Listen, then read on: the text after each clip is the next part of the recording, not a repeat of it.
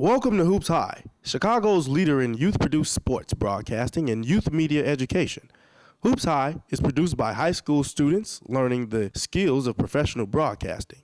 Hoops High is the flagship program of Free Spirit Media and is made possible in partnership with After School Matters, the Chicago Public Schools, and Chicago Access Network Television. We hope you enjoy the show. Hello, I'm Michael Ingram, serving as your color commentator for the evening. And I'm Lamar Press.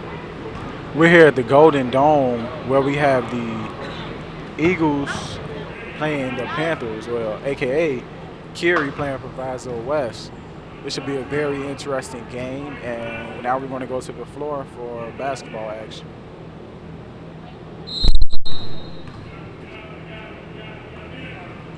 The tip goes to the Eagles. Good pass. And the bucket is good right off at the jump. Assist by Joshua Stamps. Spin move. Number 1, Khalil Walker is fouled.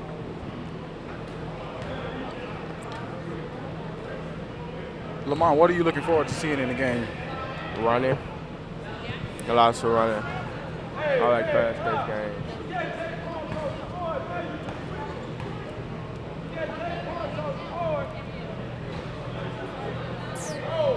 Oh, they have to restart now. Got a jump ball again. They're restarting the whole game.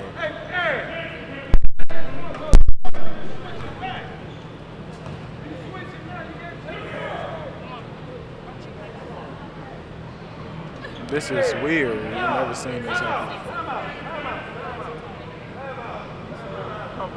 Timeout has been taken. Seems that there's a misconnection between the coach, referees.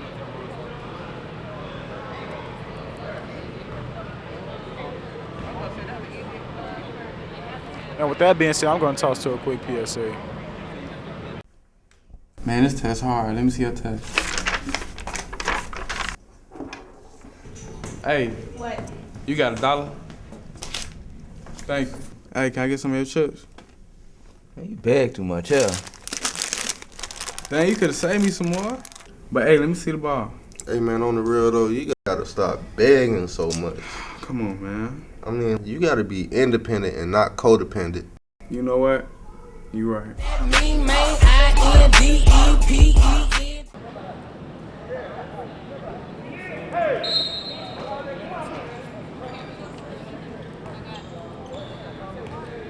Number 3, Tavonte Allen brings it up the court.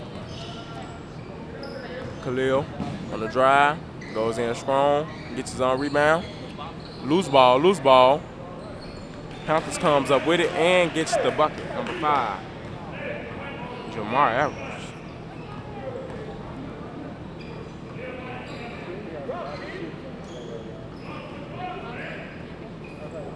Swinging the ball.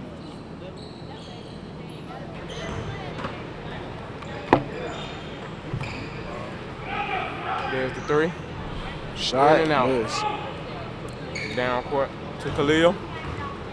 He slows it down. Finds Jamar Edwards. To Khalil. He carries.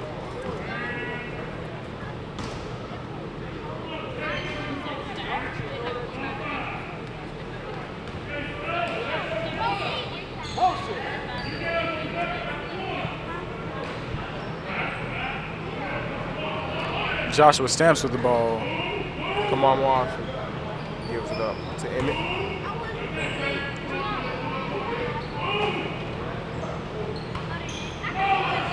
Good ball swing, and number 4 puts it up.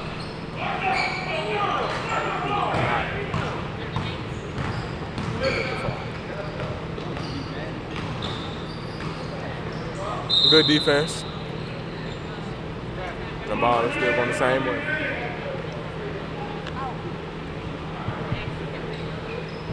Hoops has the flagship program of Free Spirit Media and is run in partnership with the School Matters, the Chicago Public Schools, and Ken TV. This is a team effort all around, and we're grateful for our sponsors who make this possible. Joshua Stamps passes it. 3 from the corner. Shot is no good. Tavonte with the rebound. They're running the floor.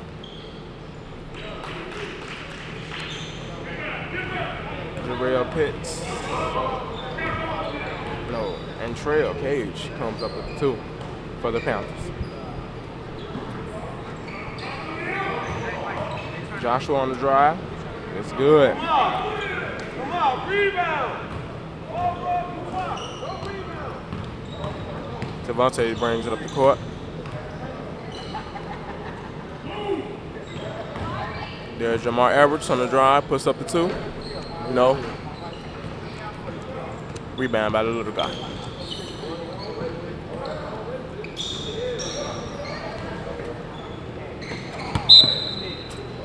Yeah, watch the ball. Don't worry about the camera. Just watch it hit.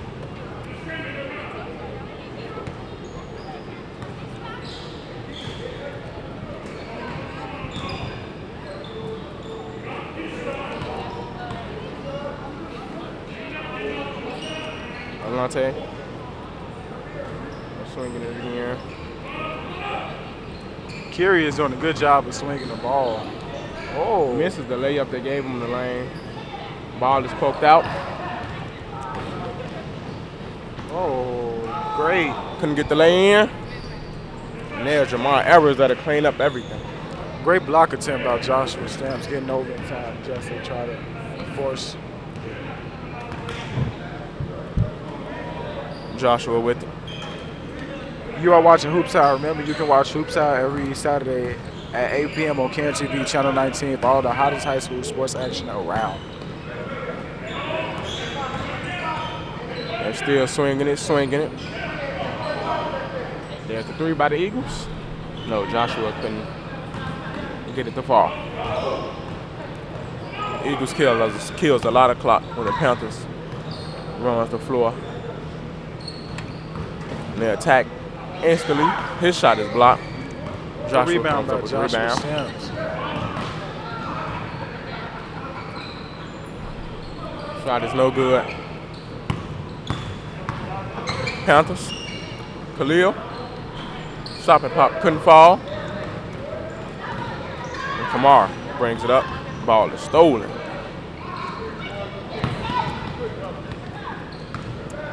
Savante. Good pass. Ball out of bounds. Number 10 Going the for Eagles' way. the Eagles, Joshua Stamps is 6'4", and plays the 2, the 1, 2, and the 3, which is point guard, shooting guard, small forward. It's pretty big to be playing all 3 of those positions, especially in high school ball.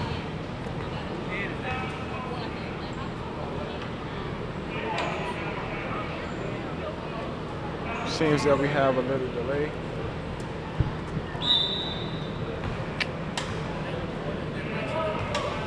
Joshua Stamps to inbound the ball.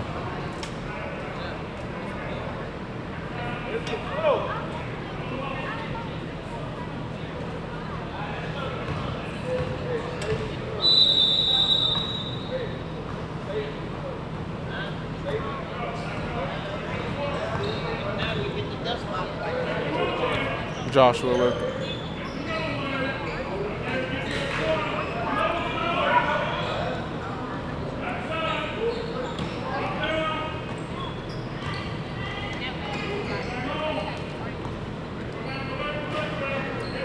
They're swinging it there. Kills the clock.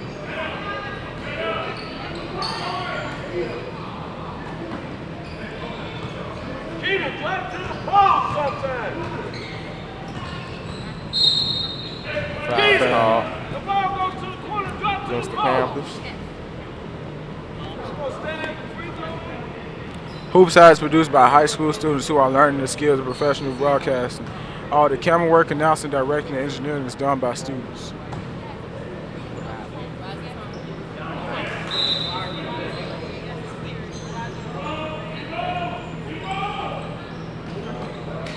Shot.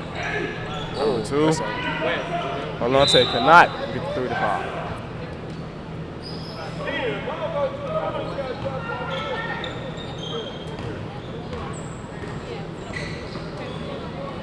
Khalil slows it down. Swings it to Savante. He attacks. gets it up in the bucket is good. Good physical play. Joshua. He is fouled. And here comes the subs.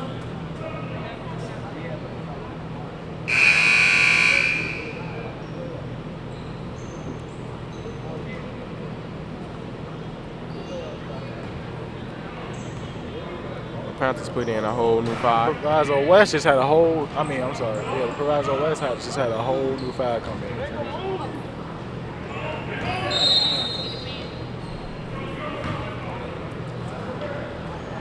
Ball is turned over.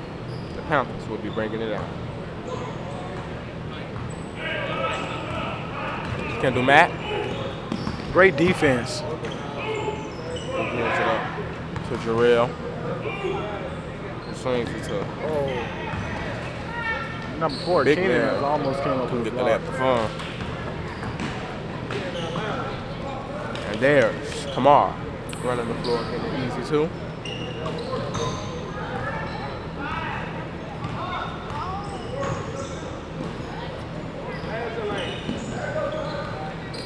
Free Spirit Media strives to give youth a voice that we can inform and inspire others. Thank you for supporting our work.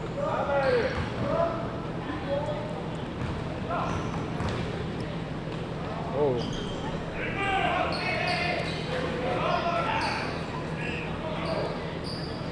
The Eagles are playing hard defense now.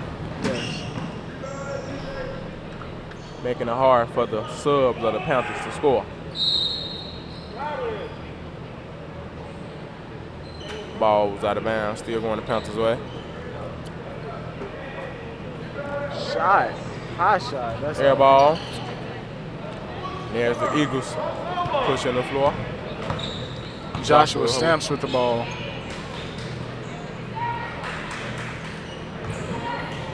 Kicks it out. Yeah, Joshua. Wide open. Three. Up fakes, shots, and it's good. Three-pointer was good. Good fundamentals, you know. He kept calm. Eagle goes up 1, scores 9-8.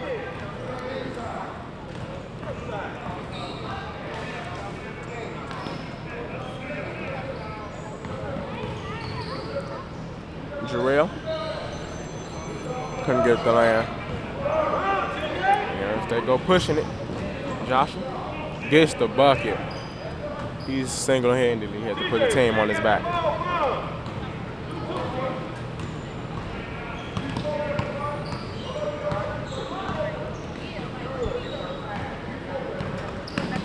Ramonte finds Kendall. And the three is in there. Wow. Great trade.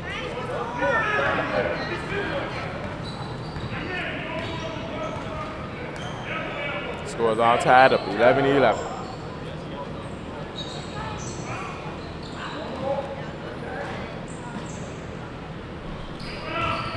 Good offensive rebound, and the foul is called.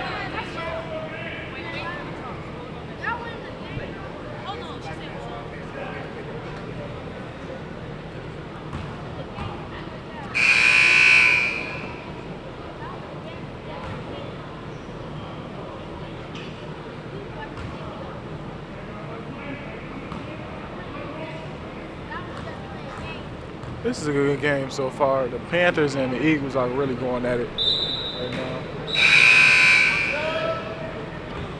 Subs checks in. Yes, and with that being said, I'm going to toss to my sideline reporter, Jeanette Tate. Jeanette.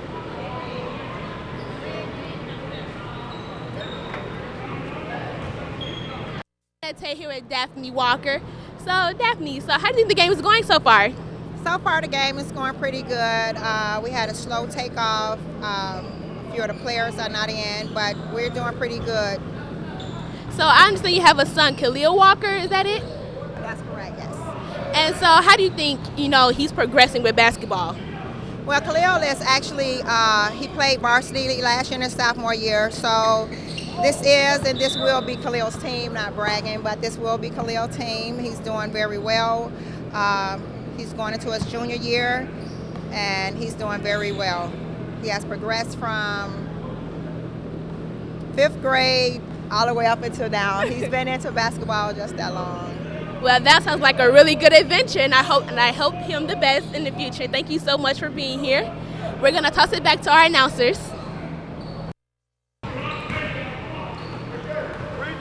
And we're back with more Hoops High, ladies and gentlemen. If you're just tuning in, I am Michael Ingram, serving as your color commentator for the evening.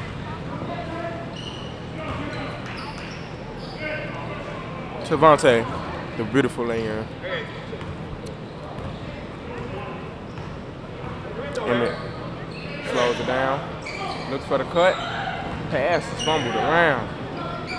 That was a dangerous pass. Eagles comes up with it after all of the Joshua. dog piling, and the 3 is off by Joshua. Ball is out of bounds, still going the Eagles' way.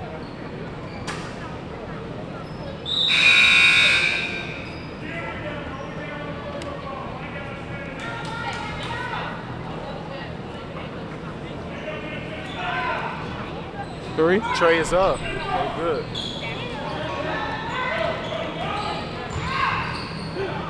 Khalil grabs the ball. Great pass There's by the Khalil. pass. Layup is missed. Maybe hit his arm. Eagles running the floor. Oh. Their layup is good.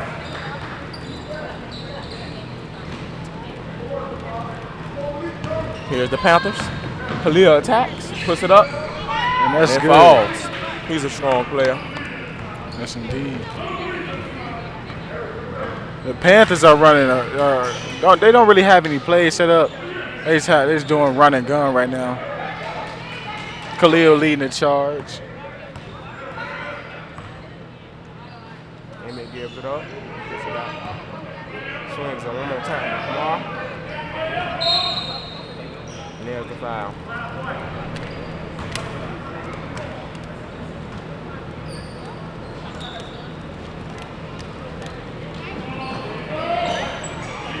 Ball's getting back. Dangerous pass. Number 12 should have his jersey tucked in for a tackle. Khalil on the driving in. He is fouled. Hoops has a flagship program of Free Spirit Media run in partnership with the After School Matters, Chicago Public Schools, and CAN TV. This is a team effort all around, and we are grateful for those who make this possible.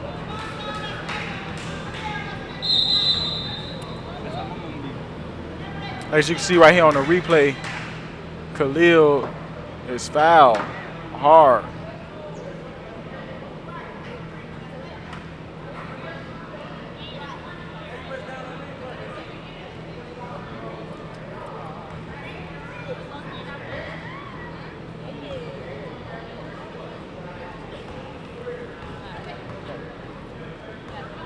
He prepares for his first free throw.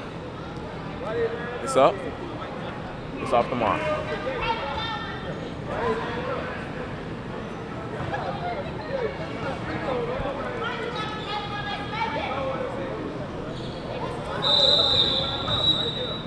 Maybe a lane violation.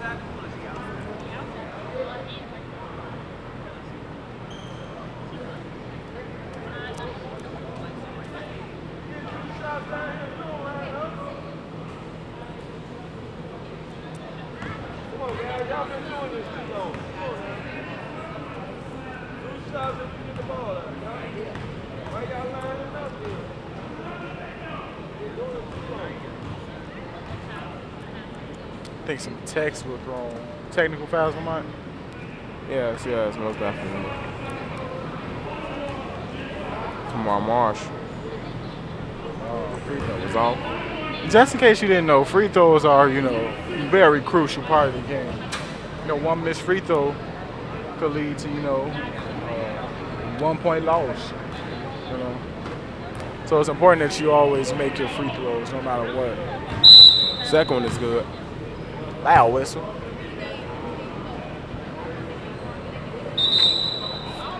Ball is going the Eagles' way.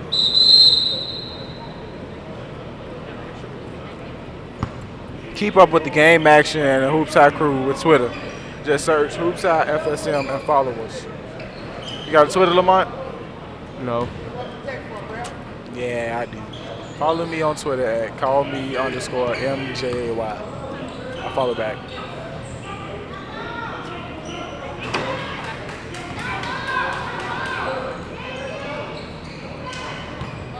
swinging it. Get the trap. Oh, number 12. Another tries. foul. Terry Smith took it strong to the hoop.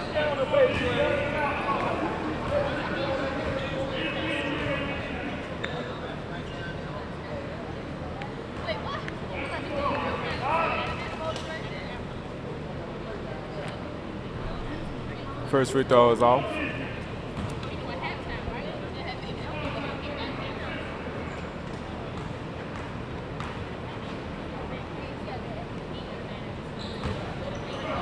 Free throw good, giving the Eagles a 1-point lead. Score being 16-15. Khalil brings it up. Finds Kendall. To the back. 3. Foul. He is fouled.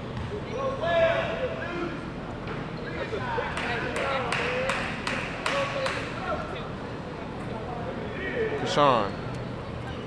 He's shooting 3 free throws at the line.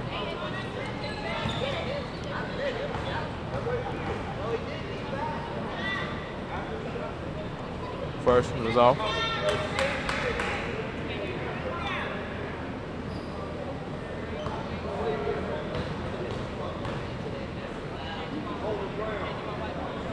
Second free throw Second one is is off.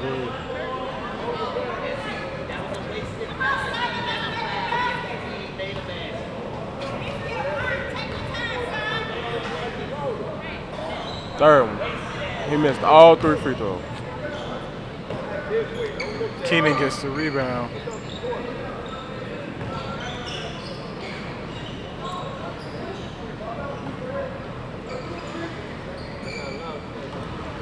Good pass. Keenan down low on the hook. No good. You gotta missed finish that. As a big man, if you're that tall, you're supposed to make it. Oh, good hustle. Ooh. That would have came off the right way. That would have came off the right way. That would have been a poster. Trying to get a putback. It would have been on ESPN Top 10, Hoops High Top 10, NBA.com, YouTube, Ball is Life, all that.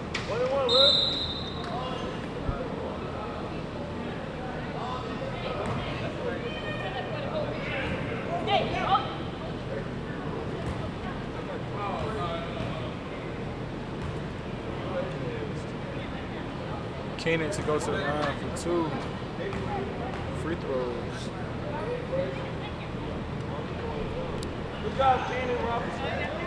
Kanan knocks down his first free throw.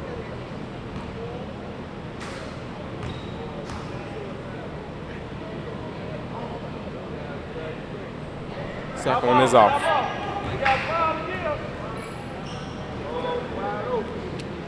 Wide open Trey. That's no good. No good. Freestyle. The foul is called. Jamal Edwards. He's going to the line. The timeout is taken. 11 seconds before the half is over.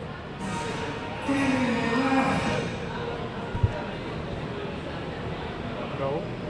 The timeout isn't taken just yet.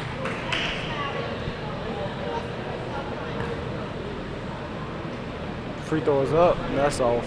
Free throws have too many have not been made in this game.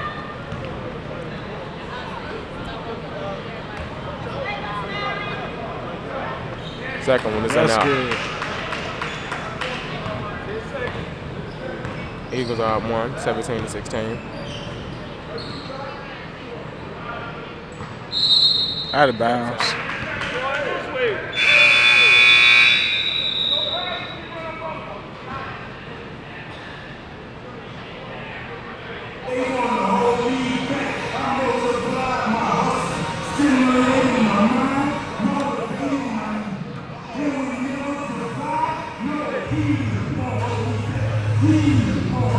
This is a good game thus far.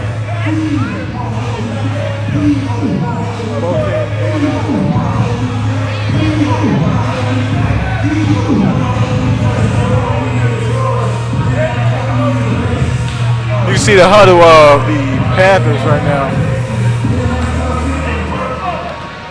Sounds like he's going on.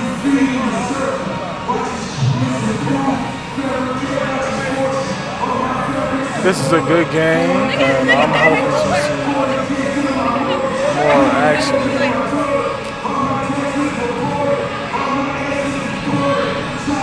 Let's see what both teams can do. As far as the second half goes, I actually think that the Panthers can actually give the Eagles some good competition right now. And with that being said, I'm going to toss to my sideline reporter. Proviso West. So, Coach, what are your views on the game so far? Hey, I think we're not playing. We're playing down to the level. These guys are sophomore. We're playing. I got my varsity team, although they're juniors, but I think we're playing down. We need to up intensity. We need to move the ball up and down the court and box out and rebound. So, what tactics are you going to use to try to get your boys ahead of game? Well, we want to play the second half of up-tempo game. We want to play man-to-man, get in their face, up and down the court. So be aggressive. Be more aggressive. I know that's right. Thank you so much for being with me, Coach. Thank you, Now we're going to toss it to a PSA.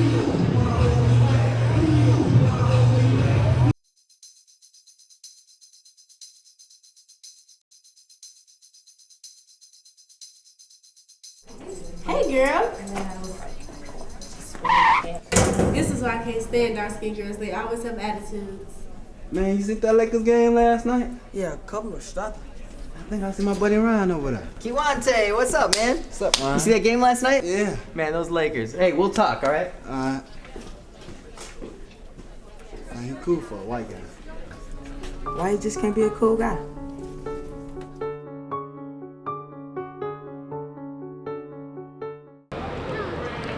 We're back from halftime break. Eagles up 1, 17-16. What are you looking forward to seeing in the second half, Lamont? Just more running. You know, they both been running and gunning.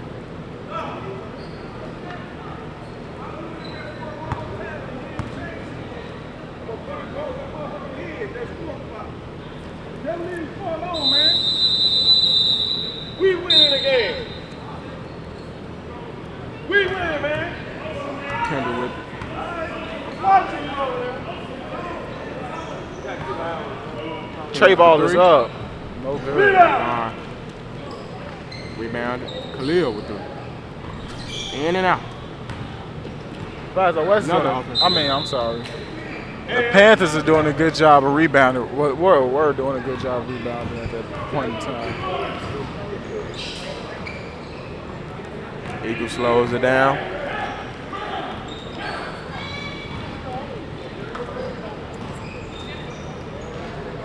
Good bucket.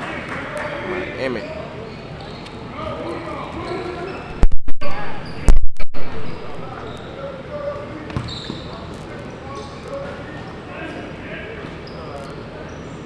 Kendall with it at the top. Give it to Jamar. Kendall. Oh, good pass. Jamar wasn't ready. I ain't doing what I did.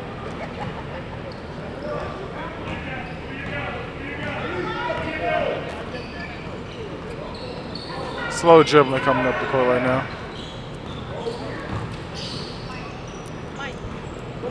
Good defense.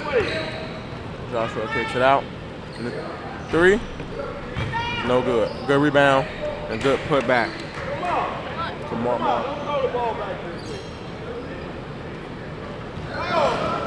Bad pass.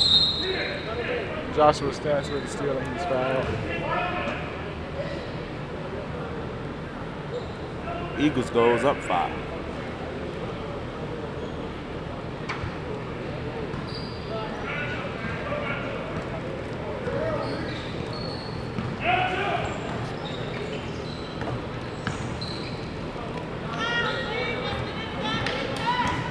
The PSA dramas and documentaries that you see between breaks on Hoops High are produced by Free Spirit Media Studios at North Lawndale College Preparatory High School, the Gary Coleman Youth Center, and Powerhouse High.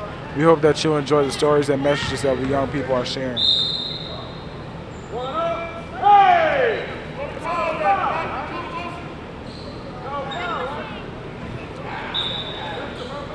Out of bounds was fouled. Eagles still with it.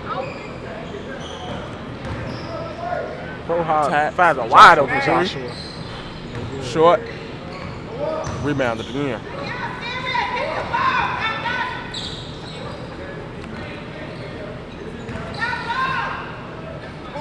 Great way to take it to the cup. Emmett.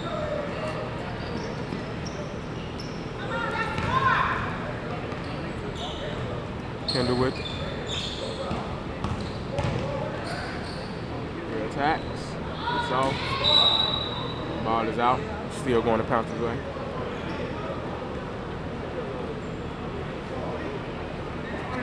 Lamont, what do you think the Panthers need to do to at least to attempt to make a comeback? Keep attacking the basket.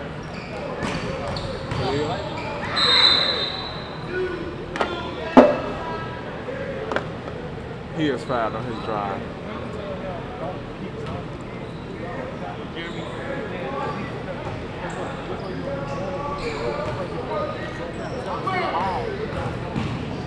Good spin. Good way to finish. Yes, Marsh. That's how you do an open court.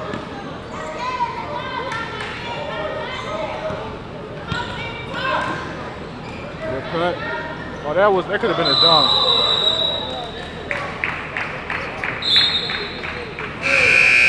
Please check out the Free Spirit Media website at www.freespiritmedia.org to learn what Free Spirit Media is all about, or check us out on YouTube. Search Free Spirit Media to view our YouTube channel.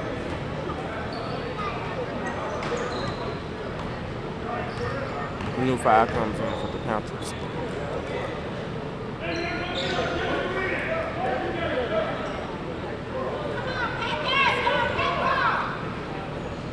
Joshua with pull up the 3. So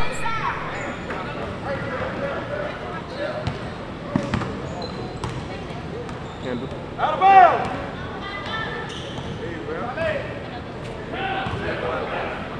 Panthers are moving the ball around. Gets it down to the big man. Big man kicks it out. Trey ball is up, and it's way off. Oh, he still gets to the phone.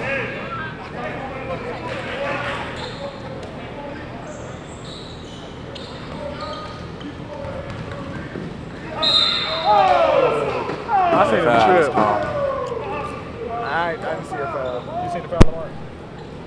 I'm not a ref, so I wouldn't know what to call.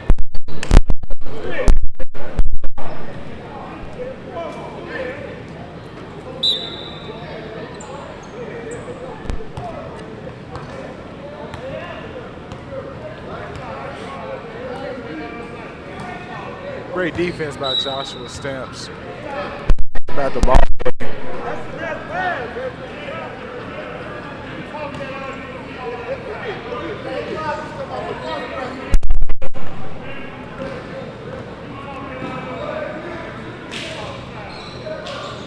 Jamonte.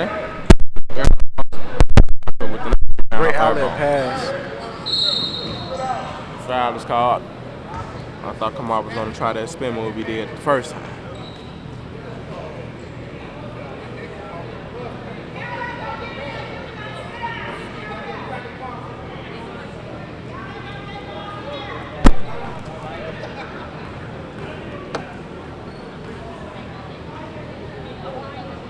First free throw, off the back arm.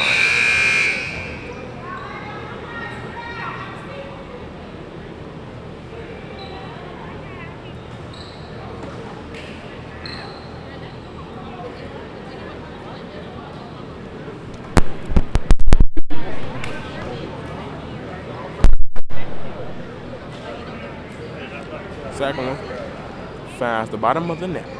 Yes, indeed. The Eagles with a huge lead over the Panthers, 28-16. And Jamar. Khalil. And one.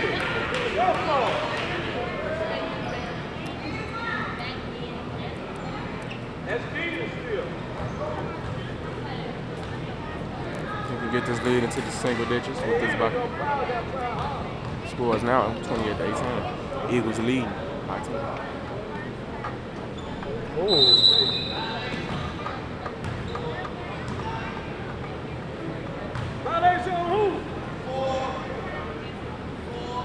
game violation on Keenan. number 4, Keenan.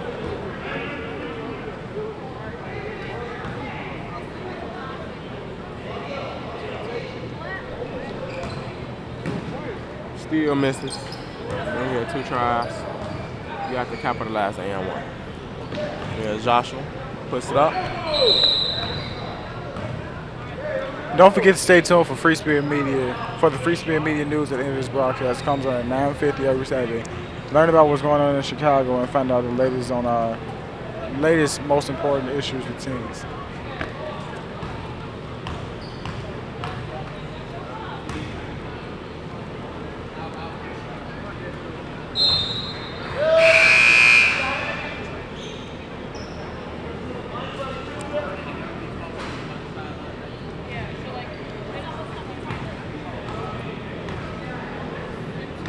Number 10, Joshua Stamps to shoot another free throw, and that's good. Free throw was in the air.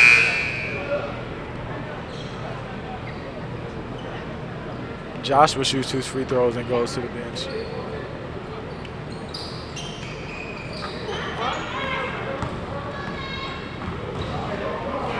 Great spin. Tries to up and under it. No.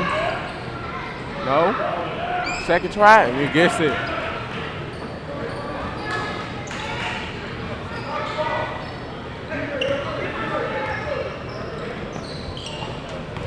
Smokes it up through the middle.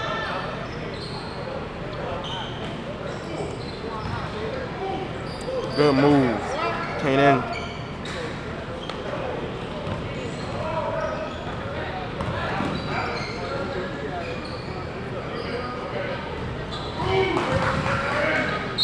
Great up and under. Oh, He travels. travel. That would have been a great shot. What you think, Lamont? You think that would have been a great shot?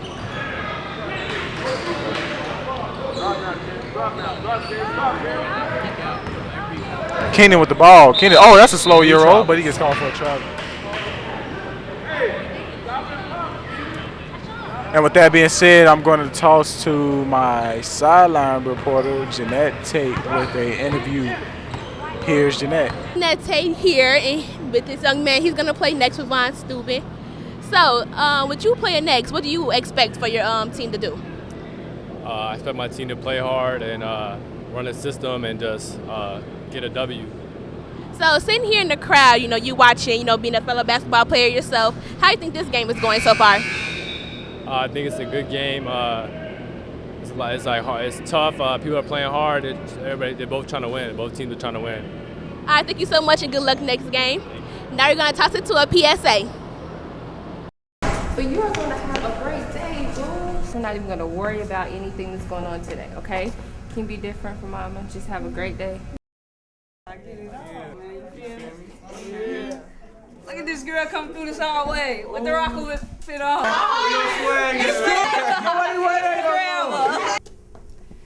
Everybody want to walk around and be followers and do the same thing. I choose not to. I'm one of the few, and I choose to be different.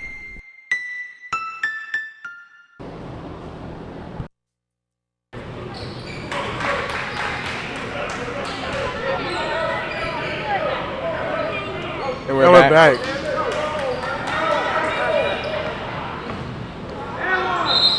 And another foul is called. The game has been full of people going to the line. Number 12, Terry Smith for the Eagles is doing a good job of getting to the basket and drawing fouls. All Terry Smith needs to do is just put the ball in the basket, and those would be easy points for him.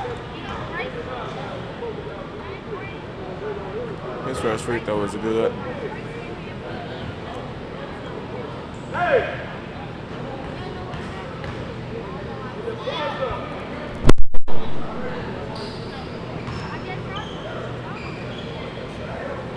And the ball is being brought up. Panthers really need to get back into this. Great ball fake. Great pass. Cut. Stop. Couldn't pop.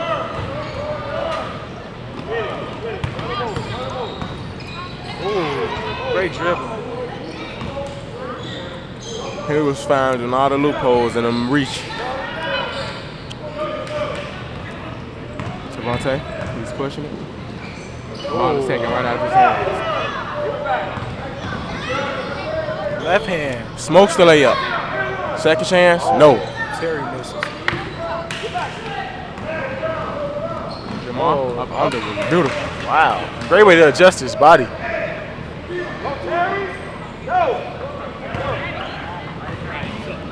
Attacking? No. This is what I like to see, the spread out player.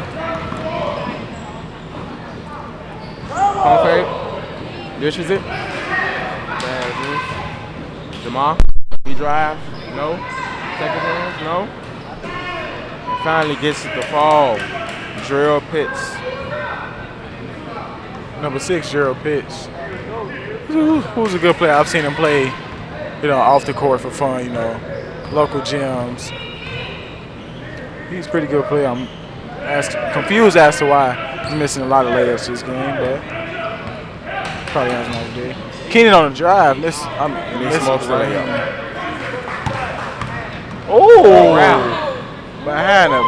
He's the play. The boy went out of bounds, so he don't know which way the ball was going. Leo Walker. Just did a good job of that. It happened so fast, The foul is called. Leo Walker with the great behind the back. It happened so fast that if you would have blinked, you would have missed it.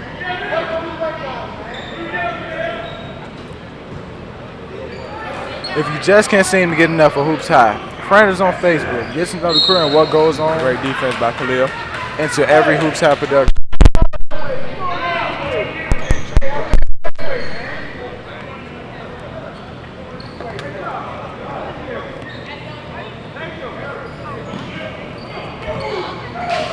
Joshua with the ball. He's just holding it. Go ahead, tell.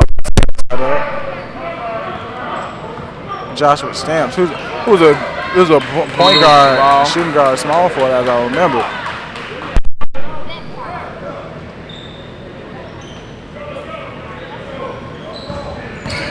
Khalil. Finds Jamal. This is great chemistry. The Eagles are now in the lead by 4. The Panthers is coming.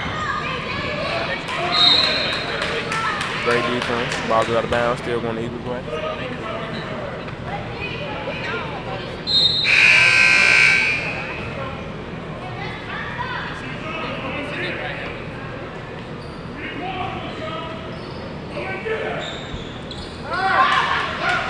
Joshua with it. And another foul.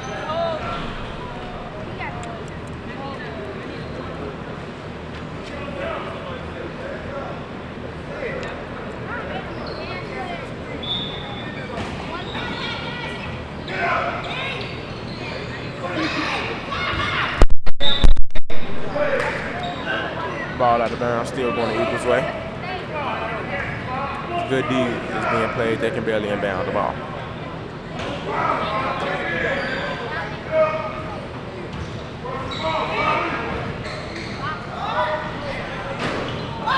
In and out. Oh, hard foul. We know we're not always perfect. We're not always perfect, but we're working hard and always learning. We thank you for your support and encouragement. First free throw.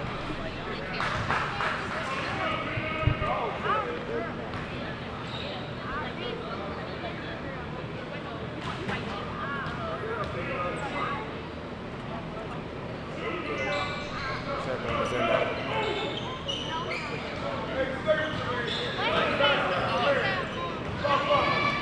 Devontae is pushing it. Good bucket.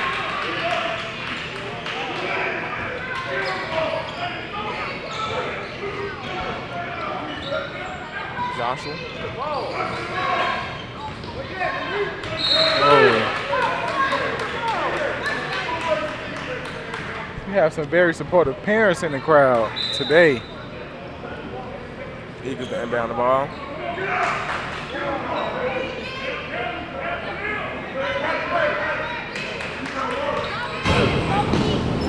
Great pass. And another foul.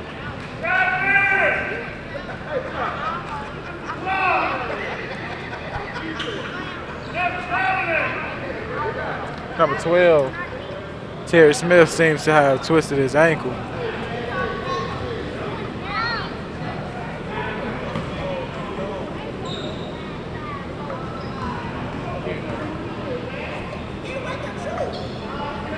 First free throw, and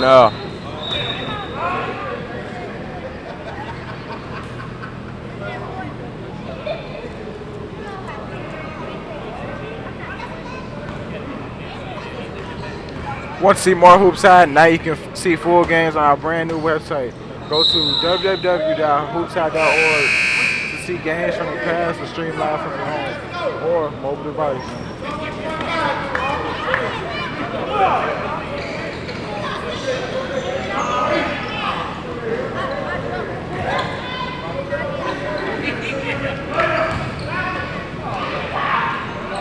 again, they know where their team is at. Down 3 with 1:45 left. This try game for the 10. Here's the trap. There's the loophole. And he finishes. Kamara. Good bucket. Timeout is taken, and with that being said, I'm going to toss to a quick PSA. You're watching the one and only Hoops High.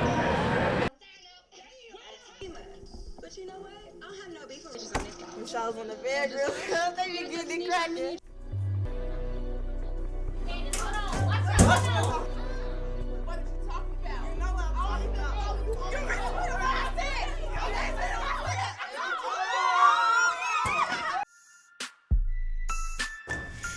Nah, I'm too cute for that.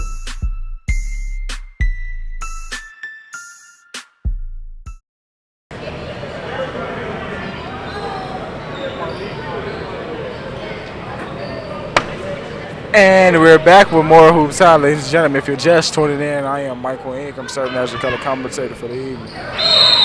Foul is called. Javante Allen, trying to bring the ball up, and he just got sandwiched between some hips.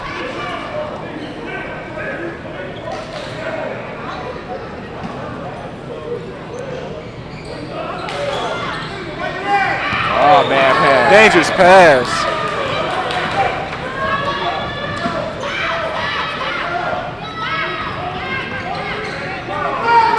He's doing a great job of dribbling through the defense right now.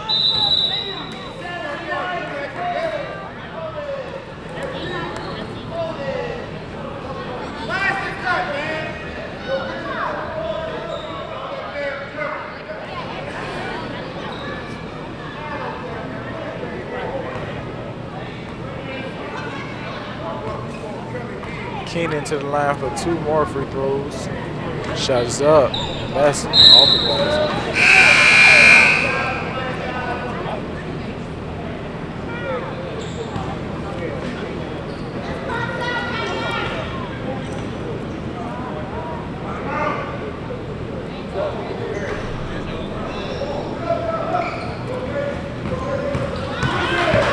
Javante pushing the ball. Shot. Pop.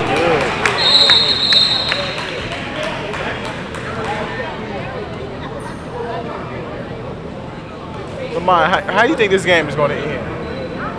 It's too close to determine the end, even if there be an end. I want to be a teacher. I want to go to the Air Force. I want to be a doctor. I want to be an actress when I grow up. People say I don't have enough knowledge. But people say I'm too weak. But people tell me I can't make it. But people say I never make it. Teamwork make the dream work. But I know my dreams can be reality. Be you. Stop being a dream killer. Be a dream instigator. Be a dream instigator. Be a dream instigator. Be a dream instigator.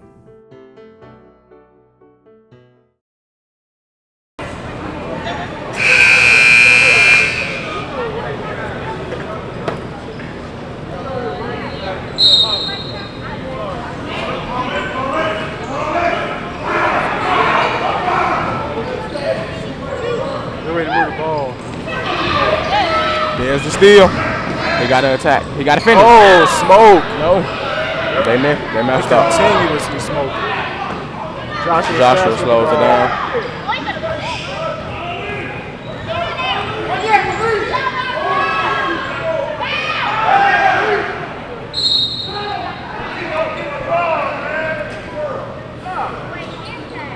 They had a chance.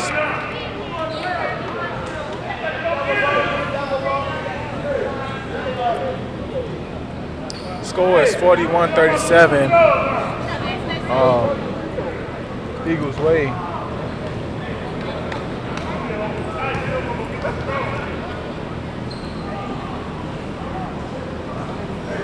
First free throw is in now.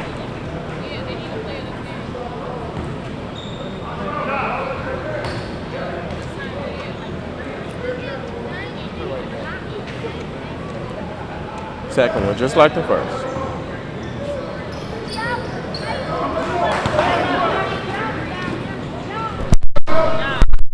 And the three is air ball.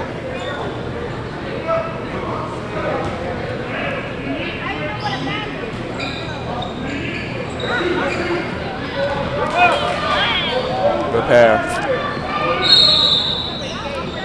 Fouled again.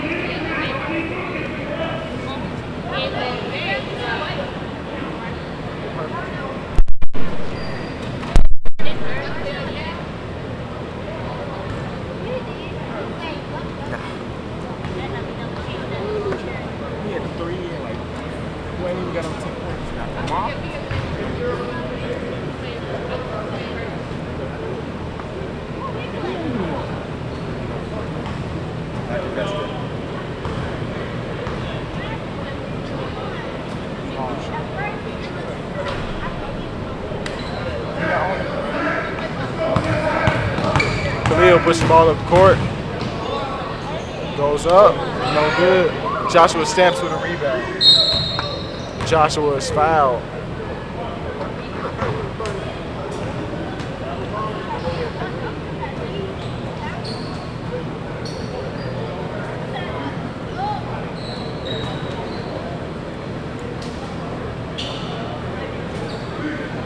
Joshua to the line.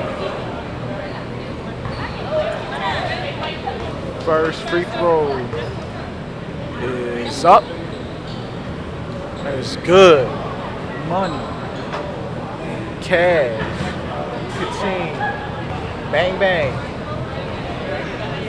Swish. Second free throw. Off. Boing. Break. None of that. Number 3, freelancers to the basket. It's an easy one. Number 8 just takes the ball from Keenan.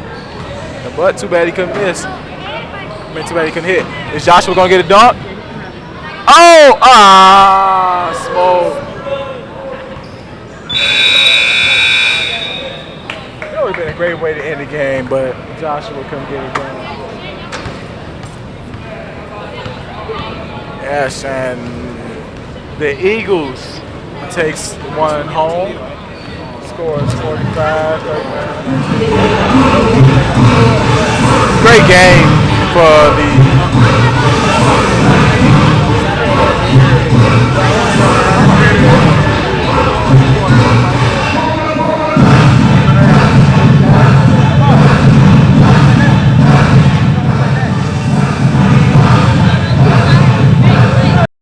I'm gonna be turning all these heads at the game tonight. ShortyBed.com. 75% of teenagers will have had sex by the time they are 20. Girl, where you going? To the game. You like my makeup? Yeah, I guess. I'm gonna get too many shorties number tonight, man. First of all, you got on too much makeup, and you need to get your priorities straight. Boys is not the only thing in life. Girl, you tripping. U.S. teenagers are more than likely to have sex before the age of 15. This is the female student mentor class. I really think you would like it here. It's where girls help other girls build their self-esteem.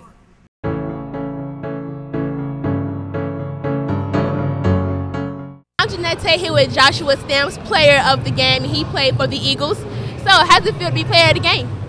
It feel good. How do you think your team did this game? We did all right. We ain't try our hardest, though. Are there any other things you're trying to want to improve on? My dribbling skills. Dribbling skills? What about team-wise? Like, get everybody into the game. Okay, well, thank you so much. Congratulations. This is Jeanette. You have been watching Hoops High.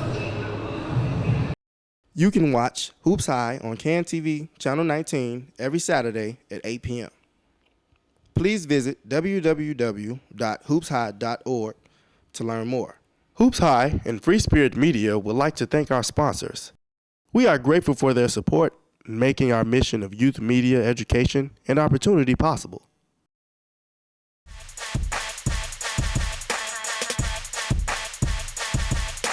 Hoops High is family, communication. Enjoy it. Hoops High is astounding, creativity, commitment. Hoops High is exciting, meaningful. Hoops High is technology, spirit, a community.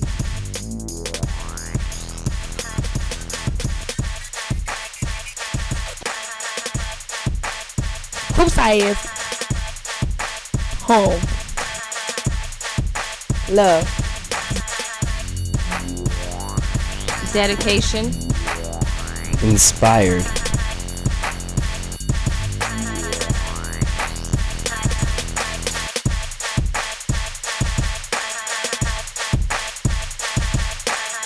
Hoops High.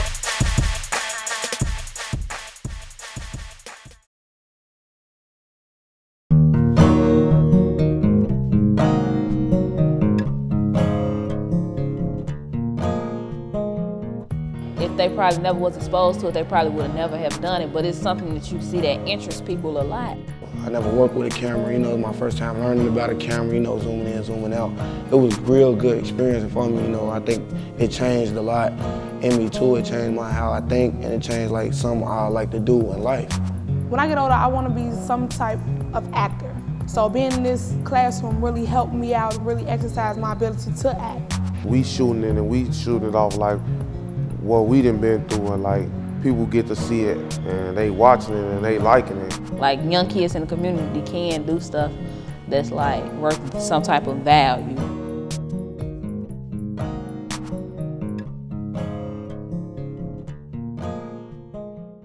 Meet Jaden, a 16-year-old from Chicago. He likes reading, playing basketball, and daydreaming. As one of 75 million youth in America, he is the future of our country. But today, Jaden's future is uncertain.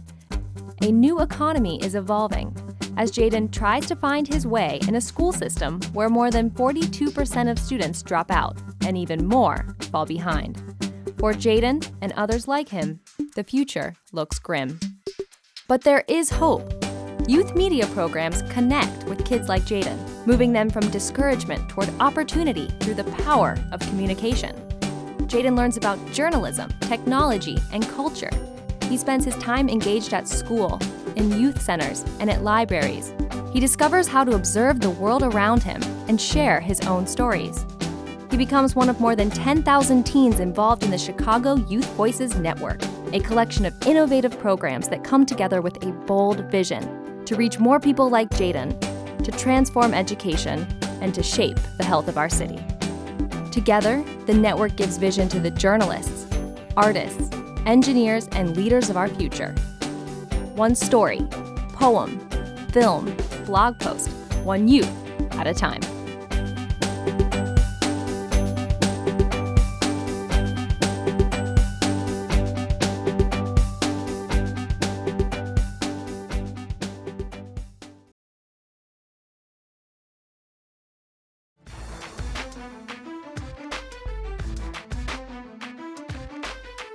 passion, drive, diet.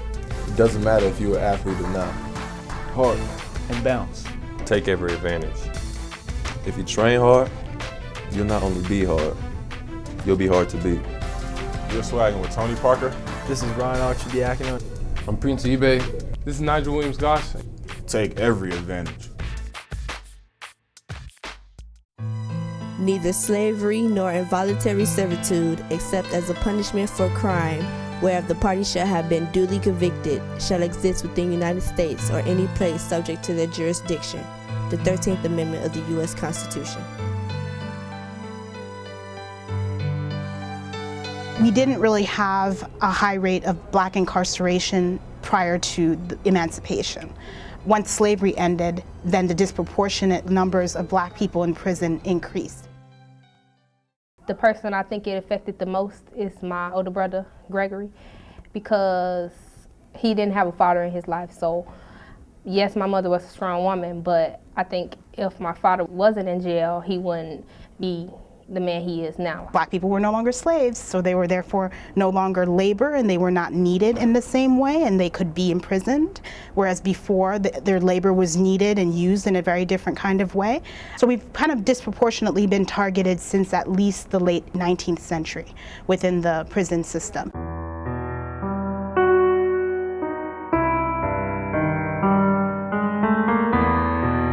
The penal system is an extension of old Jim Crow laws. The language of the 13th Amendment, I think, is really important, right? So when we talk about slavery except for involuntary servitude as a form of punishment, right? So these types of spaces around who becomes the target of criminality, right? So who becomes the criminal just by happenstance, not because of any action, but literally because historically this narrative has painted these particular group of people, black people in this case, as criminals. Jail is nothing but modern day slavery, which you can get a slight synopsis of it. Like, yeah, it is.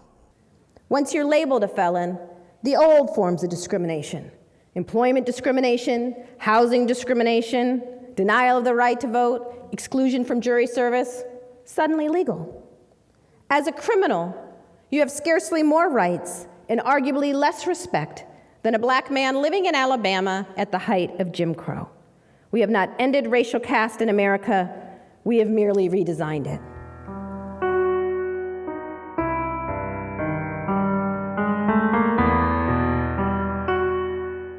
The building of prisons has been looked upon as an economic engine.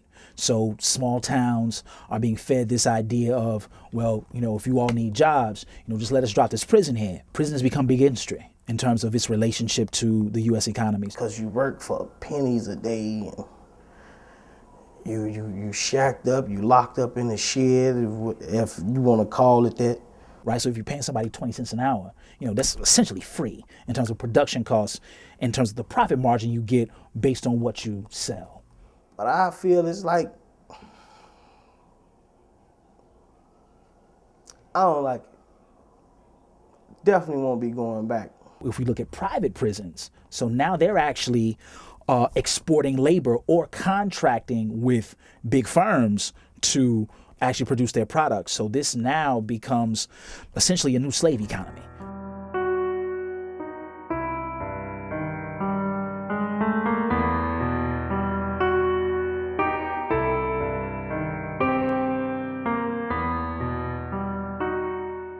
In my opinion, I fear that the incarceration rates for African Americans will continue to increase unless we as a nation think about this issue and get real about this issue.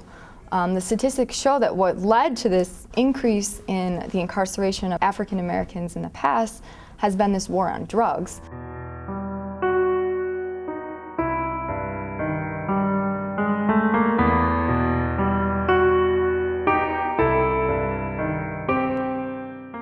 And what we're dealing with now is this emergence of a war on guns. Now the reality is the way that's going to play out, and the way I've seen it play out, is that people being picked up for possessing a gun because they have a prior felony conviction are African Americans. And that's going to lead to more incarcerations unless we think about the impact of these laws before we start making them.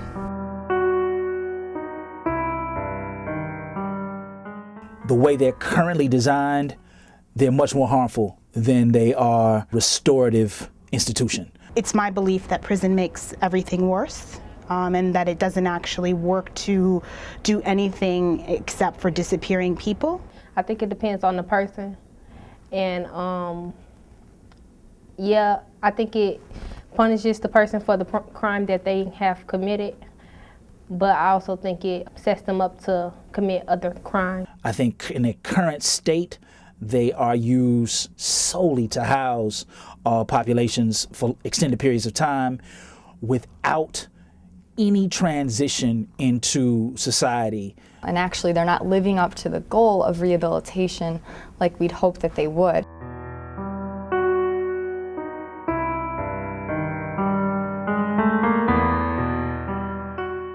It's crowd control. If one race is doing too much, yeah, we're gonna lock them up for anything. Or if you're cynical, they probably work to harm and oppress groups that you don't really want to deal with. And actually promoting recidivism, returning, in opposed to actually staying out of those places. It leaves the social problems that are the root causes of why people get into trouble with the law in the first place. It leaves those things untouched and usually unsolved.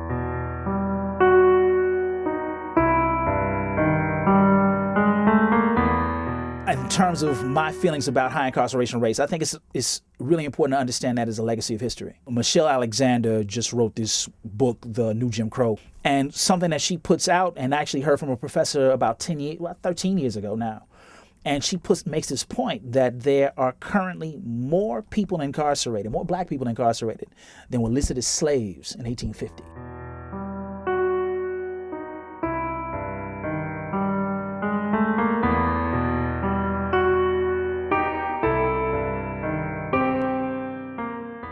I think it's important to look at the factors that influence incarceration. So if we look at it as layers, right? So education, definitely one without question. Poverty, lack of access to resources, definitely one without question. Segregation in cities in terms of neighborhood segregation. And instead of arming people with education and drug rehabilitation and things that might prepare them for their future, in fact, basically prison becomes a form of incapacitation in which people don't live their lives, they don't have any opportunity to gain life skills, and it ends up being very detrimental for them. We have to look at the lack of education and its connection to incarceration, because some of the stuff that we even see in Chicago, so we always think about the threshold year of a young person completing high school being 10th grade. But in Chicago, we've seen that the threshold is actually between 7th and 9th grade.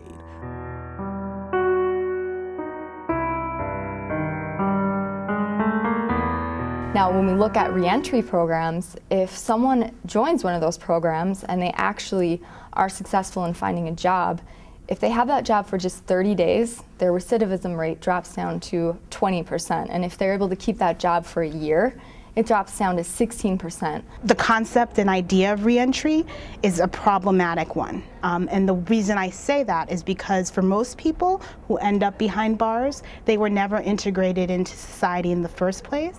So the question is, reentering into what? Reentering into communities that are incredibly poor, reentering into communities that don't have any resources, going back into places which you came out of, which were terrible for you in the first place. Reentering what is the question. You got to go through certain steps and processes in order to get your life back, because once you go to jail, your life is gone. They took your life from you. Like, you definitely ain't finna do nothing to outbeat what they done said you did. The fact that in Illinois, according to Department of Correction statistics, in 2011, over 50% of the prison population was African American, with only 29% of the prison population being white. My brother Gregory was incarcerated for drug-related reasons, maybe 7 to 8 times. Class X sentence, which means you've committed 2 prior crimes in Illinois, that's a mandatory 6 to 30 years. They took at least about 11 or 12 years out of my life, but the last bit was almost 3 years.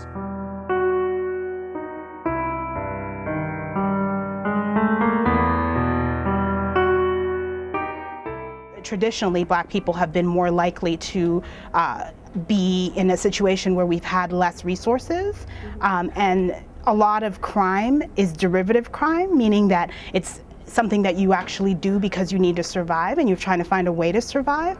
And so black people tend to be more criminalized. I think one of the obstacles that is very prevalent is what we call felon disenfranchisement, right? So in Illinois, there are about 52 positions that you can't hold if you have a Class C through X felony. So you can't be a baker, can't be a barber, can't be a carpenter, can't be an electrician. We are incarcerating an entire generation of African Americans, and their potential to go out and impact the world in a positive way is really being lost.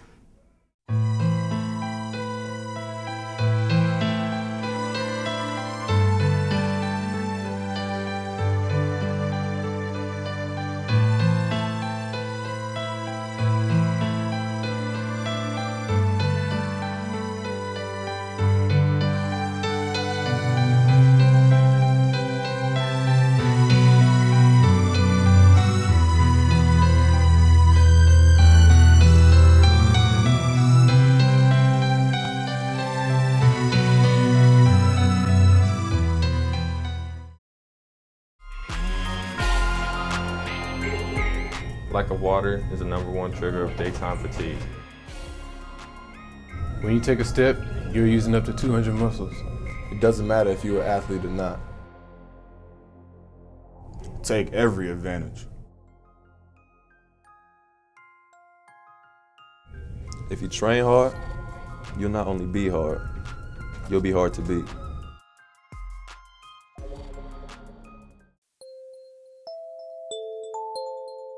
Water and sunlight is necessary for a seed to grow and flourish. If a person goes through their life with everything handed to them, then that one little tinge of happiness that they always have is what they'll always have. But if that person has that experience to know what it feels to fall and not know how to get back up, when they finally do get back up, and they are going to thrive, and they are going to feel like they can accomplish anything.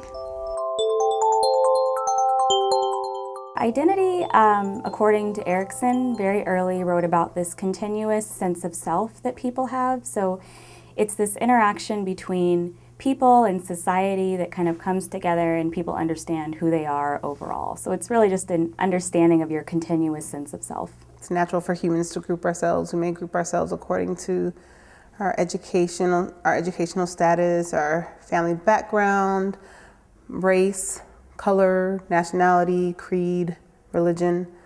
I think a person's identity is a compilation of all the factors, environmental factors, and I think some genetic things too. As a scientist, I believe in epigenetic factors, right? So there are things that we're kind of programmed to have and be because of genetics, but then I think that those genetics are also shaped by the environment that we grew up in. So I'm adopted, half black and half Jewish, genetically, I guess. I was adopted by a single white Jewish mother and just raised with her. And I don't know anything about my birth parents other than their ethnicity. And sometimes I feel like I have to speak for all the Jews of color, and I have to speak for all the people of color and all the adopted kids because I am one of the only representatives. In my work, I'm really interested in adolescents' racial and ethnic identity, and some young people are aware or they place ethnicity or race or gender central to their identity, and other people are not as aware. So for example, some young people may have never thought of themselves as a member of a racial or an ethnic group, or some people may have never thought about the differences between, boys and girls. So we would say that they're less self-aware than others. I remember just feeling so liberated. Like after holding my breath for 16 years, the words, "I'm adopted," slithered off my lips, and I finally let that air go. The underlying pain that I feel and been through in the past, it's what caused me to suppress that reality. I think that parents are certainly one of the first influences that we have. And you can either learn from your parents, I like the way they do this and the other thing, and I'm gonna do that, or you learn from your parents like, oh, when my mom gets mad, this is how she handles it, and I wanna be the opposite of that. So I think they play a part, but I think maybe they build a base or give us some roots or plant some seeds that we then take and develop on our own through media and through our friends and through our experiences. I don't think that a perfect parent exists. A perfect parent is imperfect. A perfect parent just, I think, is willing to be there, but not to be overly, overly there. A parent can be like the deciding factor whether or not their child is insecure. It really shapes them a lot from head to toe. And it instills the values too. When you grow up hearing a certain set of rules, then you feel like that's the right way. Even though my adopted mom is the best provider I could ever have, I was afraid to let her in emotionally. I've had a history of trusting people that only brought me pain, and everything that I thought was going to turn out great ended up being terrible. Parents can either set up an environment where young people can explore, they can learn about themselves. Parents can also place different things in the environment, buying books or listening to different types of music or taking their children to museums. So there are direct things that parents can do to kind of foster a young person's sense of self. But they can also just allow more space for young people to explore. I am a laid-back parent. I prefer for my kids to learn through experience, but in a reasonable sense. Like I wouldn't just, put my daughter in a neighborhood where I know there's a lot of sex trafficking or something like that. That would be ridiculous. But at the same time, she's gonna have to learn through experience. Going through that situation made it really hard for me to open up to anybody that's supposed to be my family. Every time somebody came in, they were out just as fast. That's what drove me to cherish the outsiders, the people that aren't supposed to be family. My friends are my second family.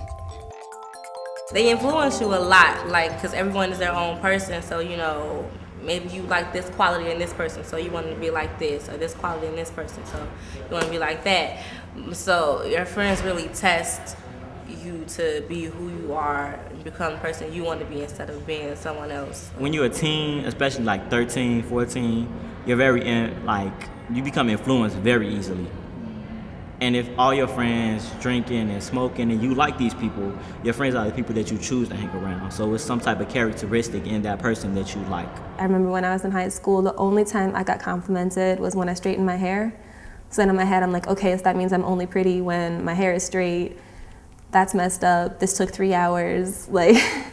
I'm not trying to do this every day. And that really messed with me.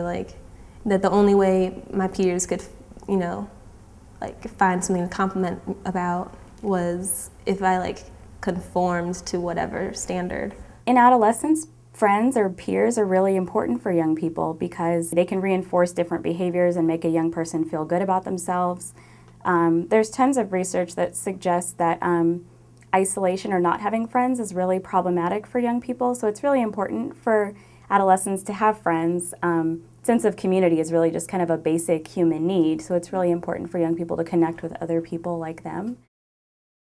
I realized that the identity I have at home with my adopted mom is different than who I am at school with friends. At home, I try to create the illusion that I'm perfect, but at school, everyone accepts and acknowledges the fact that we're not. In life, it's not about the family you were born into. It's about the family you create along the way. Well, for young people, once they leave their parents' home, school, I guess, is the next socializing agent. So school, the setting of schools, but also people within the schools. So teachers play a huge role in shaping your identity as well. Teachers definitely, they make a big impact on you because not only are they giving you a grade, but it's an adult giving you kind of validation for what you're thinking and feeling. And it's another adult that doesn't have to care about you, but they do anyway if they're good, I understand now that it's not about being perfect. Nobody's perfect. But the only thing that we can do is try to be the best that we can be. If I had to say a perfect child, again, I would say someone who's self-aware and reflective and makes choices out of that consciousness, who pursues healthy relationship with everyone around him. So I already know that The textbook answer is there is no such thing as a perfect child. But to me, I think a perfect child is a happy child. A teen maturing it never really stops. I think that teen just puts a label, like aging and stuff like that.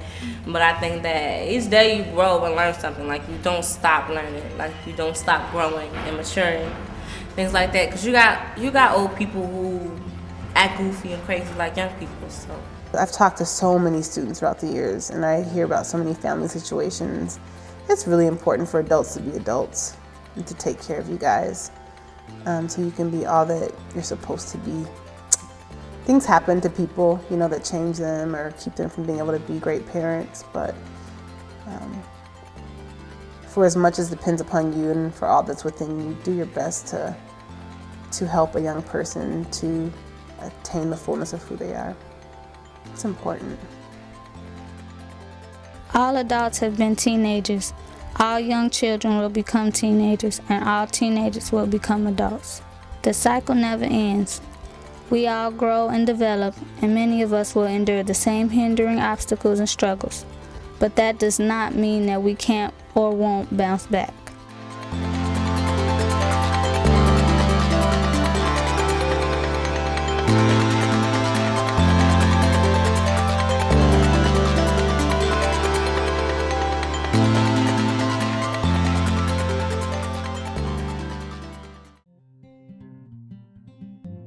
They do so much for us as players and really support us as players. Least we can do is give back and show them that we care. I see real important values in growing up in a tight-knit community. I think that helping is contagious. Once you do it, many more will follow. The doors you open and close today are the stepping stones for you tomorrow. Basketball is not who I am. Basketball is what I do.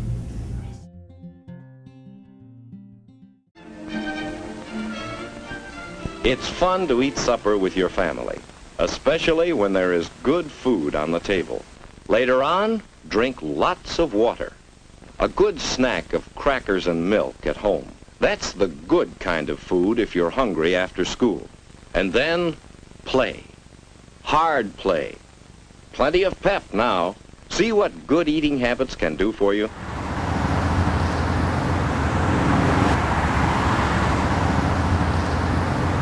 Americans are not winning their battle against obesity. One study found that obesity rates for adults actually rose in 28 states this year. According to experts, almost 2/3 of American adults are seriously overweight or obese. That's a 150% increase in just the last 30 years. Obesity among children and teenagers is up from 16 to 17.1% over the past 2 years. Teenage health in 2 decades paints a worrying picture, with 1 in 4 youngsters overweight or obese. Spending $150 billion a year treating obesity-related illnesses. So we know this is a problem and there's a lot at stake. But not even her exhortations Michelle Edmonds' daughter got one in her second. New study published today. North Lawndale, currently home to about 36,000 residents. In the 1960s, there were not nearly as many corner stores, fast food restaurants, and vacant lots. But just like technology, things change. Riots followed the assassination of Martin Luther King Jr. in 1968, which left many of the stores on Roosevelt Road destroyed, and over 75% of the businesses in the community disappeared. Today, with over 93% of the North Lawndale population African American, it faces an even bigger problem: obesity. Obesity is a scary word, a medical term for being severely over what medical professionals feel like ideal weight is for your height, for your age, for your sex. One misconception is that people who are obese are fat, and that's not necessarily the case. Obesity is more like the condition of being unhealthy, more so than like you just like everyone who's fat is obese.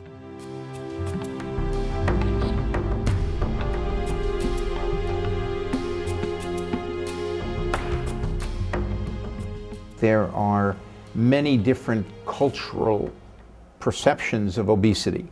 So depending upon which community you go into, people will perceive different weights for different children. There are certain foods that are just associated with certain ages, and Flaming Hots were not things that I ate in my community, but you can't come around here and not eat Flaming Hots, right? Well, when you talk about not having a healthy lifestyle, you think about diseases. You think about a lot of illnesses that people are struggling with. Obesity places people at risk for issues like diabetes, heart disease, kidney disease, high blood pressure, and on like that. If you were to ask me what do I think the #1 issue is from a healthcare perspective in our community, my answer is obesity. It's being overweight.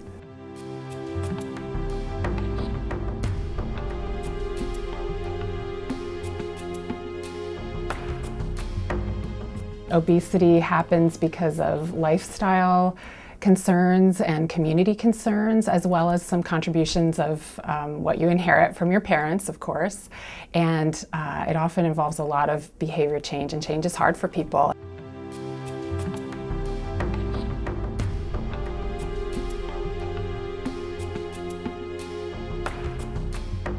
There are factors in society that determine, not always, not for everyone, we call them risk factors in epidemiology, which means that you'll tend to be obese, say in this case, if you have certain characteristics. And those characteristics are, if you're poor, that's the most important one. And the other one that's on a par with poverty is if you're a person of color and therefore victimized by racism.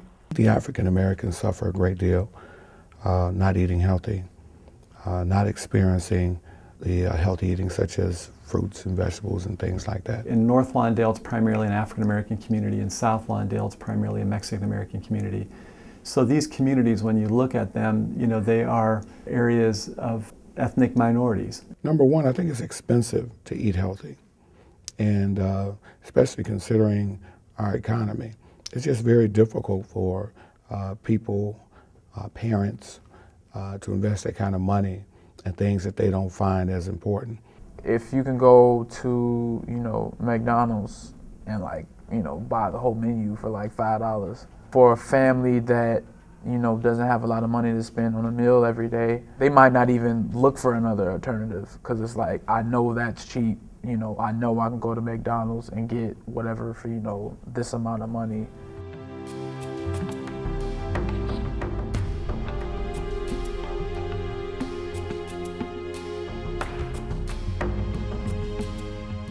If you are a victim of racism and if you are poor, then you're more likely to live in communities, to live in neighborhoods, for example, where there are no supermarkets, where there is no fresh foods and so on. Every day coming to work, I'll see, some children walking down the street and they'll have like their bag of Flaming Hots and their juice, which is just colored sugar water, for their breakfast, but they are less expensive than, going to somewhere and buying apples sometimes.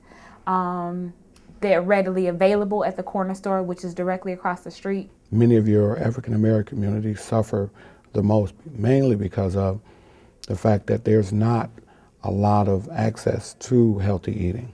In North Lawndale, there is right now one supermarket, Leamington's on Roosevelt Road, and frequently there have been no supermarkets.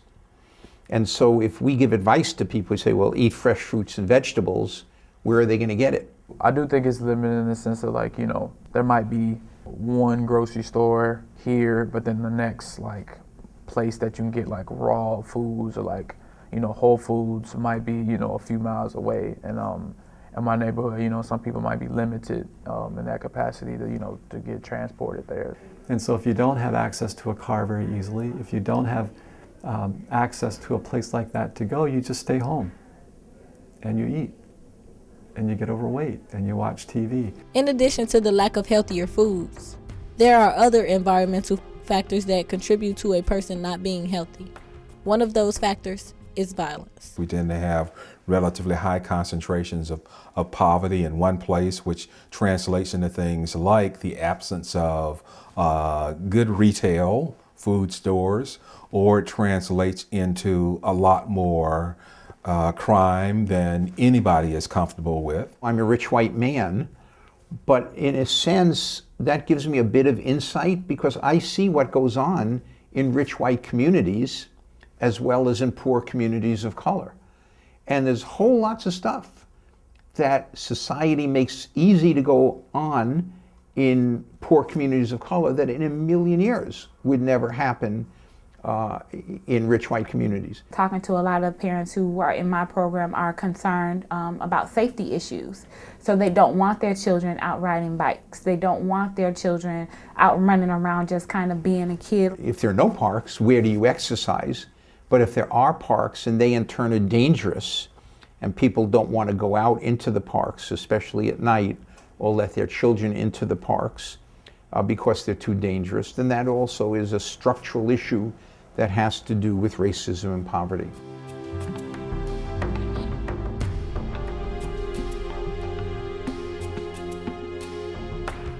So in North Lawndale, when you look around, we don't have the things that the suburban communities have in terms of parks, in terms of safe places for people to go to be able to get exercise. You know, we don't even have a big mall here, right? Where sometimes people who live near a mall, they'll go to the mall and not go shopping, they'll go in the mall and go for a walk, right? It's a safe place, it's a warm place. Out there you got like healthy stores, like on the corner stores that are like walking distance. Also you got like yoga bars and things like that instead of like eating like all the sugar ice cream and all the junk and stuff. There's way more, you know, fast food places than there might be, you know, a farmer's market. As in every community, there are both strengths and weaknesses. In many ways, there can't be a community more beautiful, say, than North Lawndale. And it has a glorious history. At the same time, I mean, right now, North Lawndale is a very poor community and faces a lot of limitations. We each have a personal responsibility to do better. Despite racism, despite poverty. Making people aware that it's not a one-time thing, that it's a lifestyle change, that you do not have to go cold turkey. At an early age, children don't go out and buy their own food and their choices of like what they eat. They eat with like what their parents give to you. So if you're a child that's at home and your parents eat nothing but like fatty foods and junk, as you get older, you're gonna eat fatty food and junk. I would like to see more of our parents have some healthy snacks for our kids, something they can have throughout the day. Instead of the flaming hots, the Milky Ways and the cookies.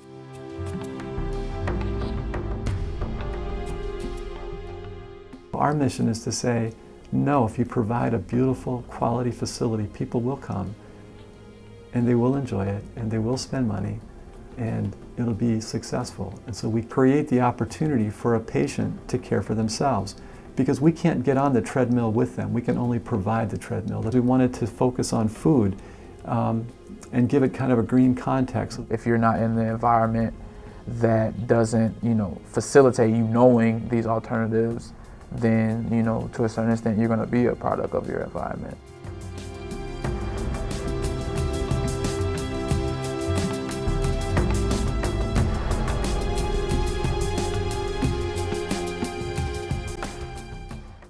Take every advantage. I am Confidence. Determination. Heart. I am agility.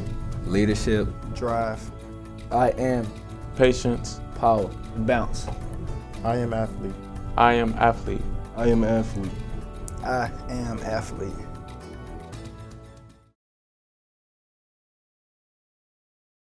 Today, 3 of the worst games were banned from a new video arcade. And as Vicky Vargas tells us, some there are relieved, others aren't so sure.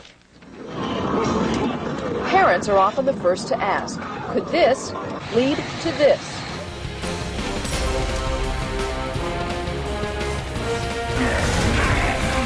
Taller skin is the agreement.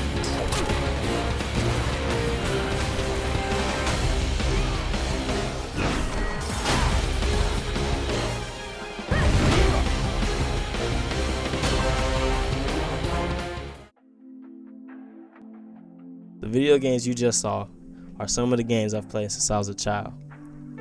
I used to think video games affected children's behavior, including my own. Through the process of making this documentary, I realized it's not as easy as blaming video games.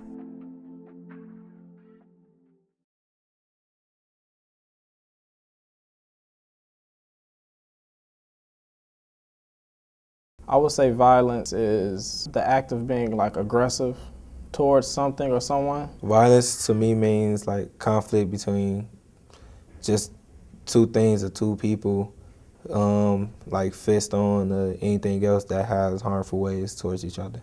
One of the reasons why violence is used in video games is it's a really quick, easy way to demonstrate conflict. Conflict is what makes media interesting. You know, young kids are usually interested in superheroes, cartoons, and things like that, and there are a lot of those in games. I think as people get older, they're drawn to fantasy, you know, whether it's the fantasy of being a soldier that, you know, single-handedly wins the war, or a fantasy of being a magician that fights all these dragons or anything like that. At Stanton's Golfland, manager Ken Beck understands the concern, but he says games like the banned Lethal Enforcer only teach kids how to shoot, a sort of high-tech take on the old Wild West. There are different games that are meant to appeal to different people. Video games are visually interesting. They might have cartoon characters, they might have realistic people. They're usually meant to be splashy. There might be explosions or like driving a car, or things that people find exciting. To me, it's enjoyable because it's not real, so it's not like it's actually happening, but you think like cool, like a game, a video game. Video designers, they can make a game or a main character on a game do anything. Video games are designed to do that. They're designed to draw people in. They're designed to be fun. And so people put a lot of energy and thought into what can we grab people with? What event can we show in the game that you say, that's really cool, you know, that's cooler than what I've seen in a movie, or, you know, playing as this guy seems really fun, or I'd want to do this, or I'd want to try that. Shut his head off. Children, they like sponges, so whatever they see, they suck in. The part of the brain that will help you as a teenager process all this and do more long-term planning and more sequencing and thinking things through, what we sometimes call executive functioning, rank ordering things and coming up with problem-solving skills. That part of your brain doesn't fully develop until you're in your 20s. It has a big impact on them because they're still learning, and they're at the stage where they learning the most. I can't imagine that a third grader playing Call of Duty wouldn't be unaffected by it because it's such graphic kinds of violence. And I think as an adult you can appreciate what the violence is for, where it fits. I don't think you understand that as a kid. And so the brain's this wonderful organ that's always growing, always responding to the environment. We refer to that as plasticity. The brain's always reacting to what it's exposed to. I mean, you can't necessarily say everybody gonna turn bad from playing video games. And some people, it depends on, it's not just the video games, it depends on your household. I say a great deal because I have a little brother, and like ever since I started playing Call of Duty or games like that, he always want to go around making guns like coat hangers and stuff. So I had to make him stop playing Call of Duty by breaking my own Call of Duty.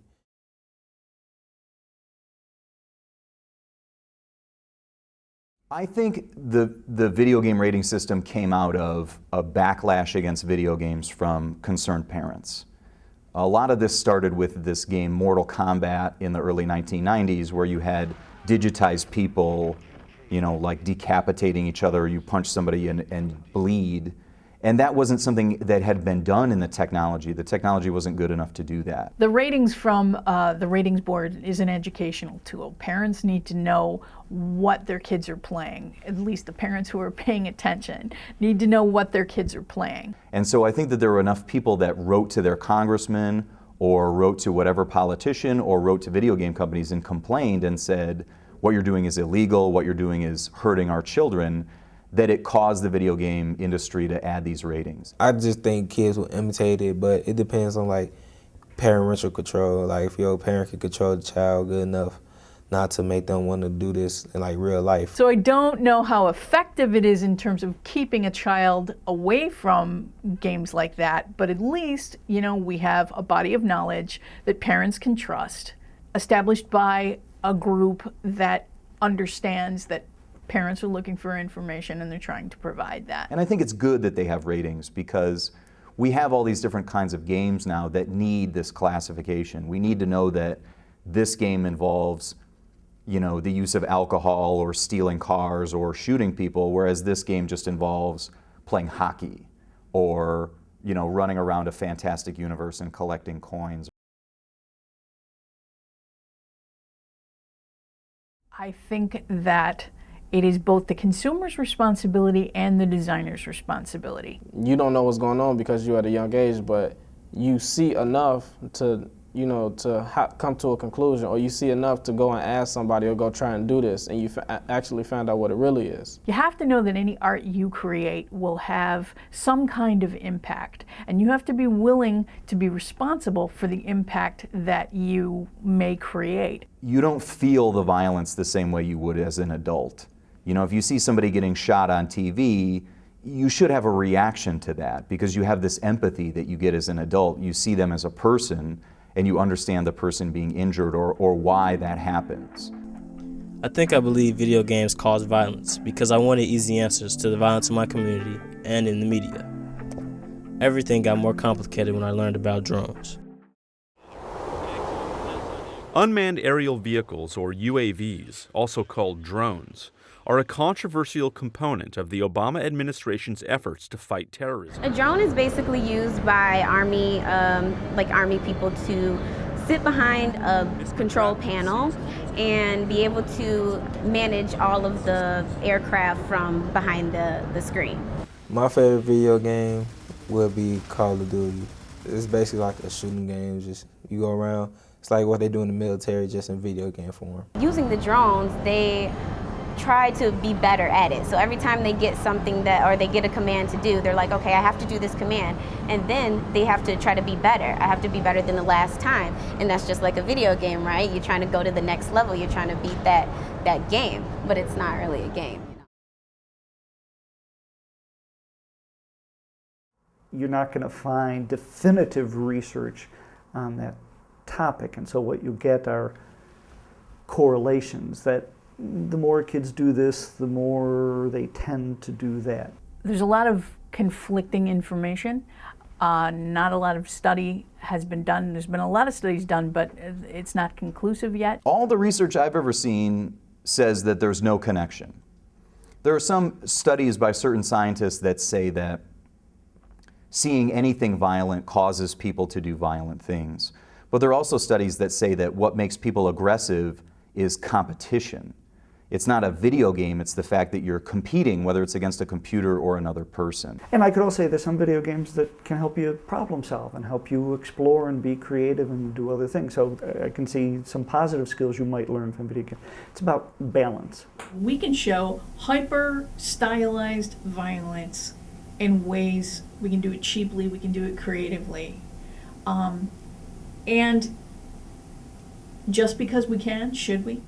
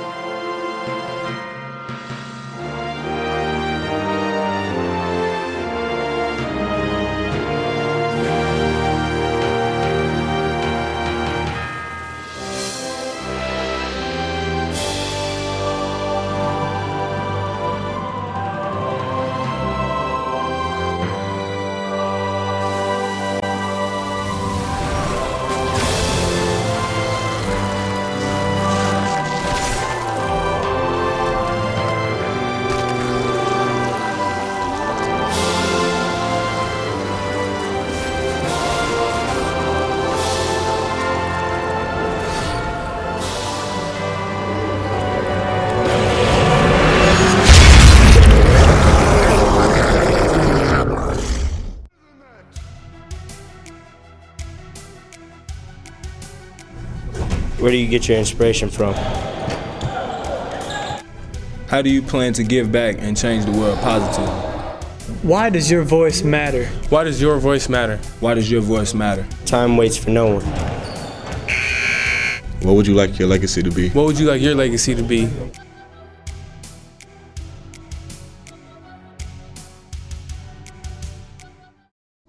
You're rocking with Amari Stoudemire and you're watching Hoops High. Watch it or watch nothing. Behind the scenes of Hoops High, it's more than interviews and replays. The crew contributes 110% in setup and production. While we have fun, we are also very serious about getting the job done. We have the opportunity to work with big companies such as Nike and to meet current and future NBA stars. We are Hoops High.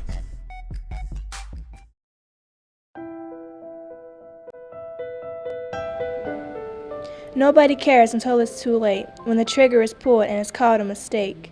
When the body is put 6 feet under and cries from the mother sounds like thunder. Oh, come back to me, you're all that I need. You were my hand to hold when life got cold. You will always be alive in my heart.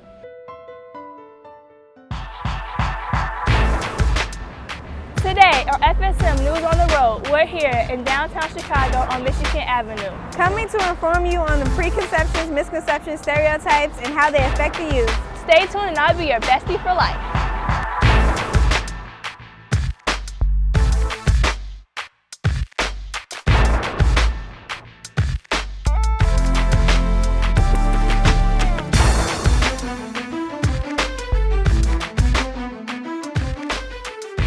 Hello and welcome to FSM News. I'm Paris Manning. And I'm Precious Johnson. There has been a lot of controversy around the death of Trayvon Martin. Across the country, many people are rallying because they're angry about the final verdict. You're right. And for instance, Beyonce and Jay-Z refused to play in Florida because George Zimmerman was found not guilty. FSM News reporter Kazi Elfeld takes a look at how celebrities react to this case. Influential celebrities have taken an initiative to support the case of Trayvon Martin. The effort to bring Zimmerman to justice have turned many heads. Why do you think that so many celebrities got involved in the Trayvon Martin case? I think celebrities understand that more people can hear them when they speak out, and I think it's a case worth speaking out about. I think in many ways, obviously, it's in the headlines, so I think people want to get their face out there, and I think there are a lot of opinions about the case just in general. Some celebrities think that the verdict was unjust. Steve Harvey tweeted, "A child is dead, and the man that killed him is free," while others like Ted Nugent think that Zimmerman was defending himself. Overall, it's unfortunate that it happened. I think if everybody had done what they should have done on, in many ways, both sides, it would have been completely avoided. Celebrities such as Jay-Z, Jamie Foxx, and the Miami Heat have taken an extra step to speak out about the case. But is the celebrity involvement a distraction from the actual case? I think, personally, I think a lot of celebrities just use Trayvon Martin trials. Publicity started to get sympathy and more viewers for their shows and, promote their tours and whatnot. Well, with that case, I feel that it was just unjustified because Trayvon Martin, he was just like me, innocent kid. Somebody just came and took his life for no reason at that. I think that the verdict was absolutely ridiculous. Throughout the course of the trial, many celebrities have picked sides, but only 2 people really know what happened. Reporting for FSM News, I'm Kazi Elfeld. Thanks, Kaziel. Who knew some celebs were so invested in this trial?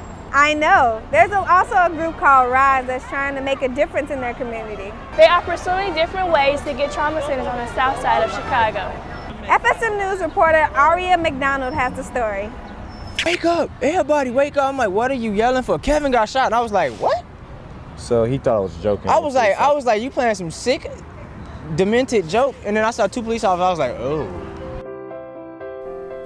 2 months ago, near a Green Line CCA station, 19-year-old Kevin Ambrose was gunned down as he was coming to pick up a friend. I ran downstairs, and he was laying there, like basically dying. From this tragic incident, Ambrose's friends have come together to form their organization, RISE. RISE stands for Reclaiming Inner City Streets and Elevating Chicago. They hope to bring more trauma centers to the south side of Chicago. I'm not saying that Kevin would still be alive today if there was a trauma center on the south side, but I am saying that his chances of living would have been higher. One thing we plan on doing is working with the organization called Fly and Stop, which is an organization that have been trying to get a trauma center now for the past 3 years. Head member of RISE, Michael Dye, gives his insight on why he thinks there are little to no trauma centers on the south side. No one really knows or cares enough to know, like in the other northern part of the neighborhood of the city, no one really wants to care about the south side or the west side because of, the danger and how the media portrays it, so they don't really pay much attention to the lack of trauma centers. Members of RISE keep memories of Kevin alive, focusing more on the joy of his life rather than the sadness of his death. He just always put other people in front of him, and it just showed he really cared and loved people genuinely.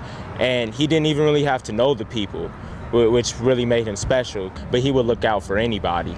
He'd do what he can, and if he couldn't do it, he'd find a way to do it. Ambrose's friends wonder if his death could have been prevented. Since they cannot change the past, they are focusing on a goal to change the future. Ever since we started, we've just been so relentless. We haven't stopped. It's barely a break. At work, we're at our own personal jobs. We're all thinking about RISE.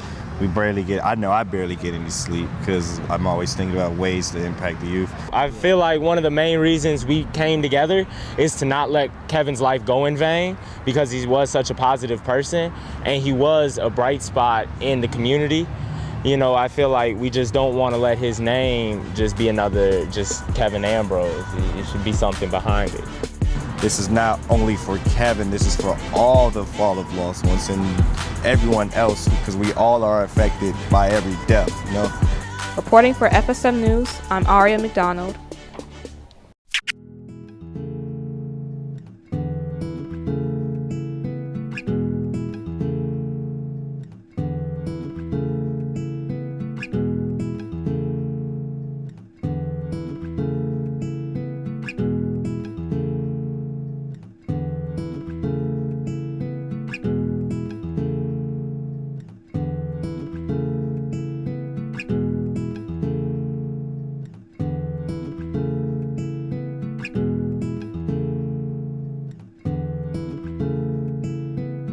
A hoodie doesn't matter. Character does. Interesting PSA. Hoodies have definitely become a hot topic. Paris, when you see a guy in a hoodie, what do you think of him? I don't know. But our fashion correspondent, Anaja Smith, is talking to the guys about the clothes they choose to wear. Hello, I'm Anaja Smith, and today on Fashion Corner, I'm here to explain the misperception of everyday male fashion.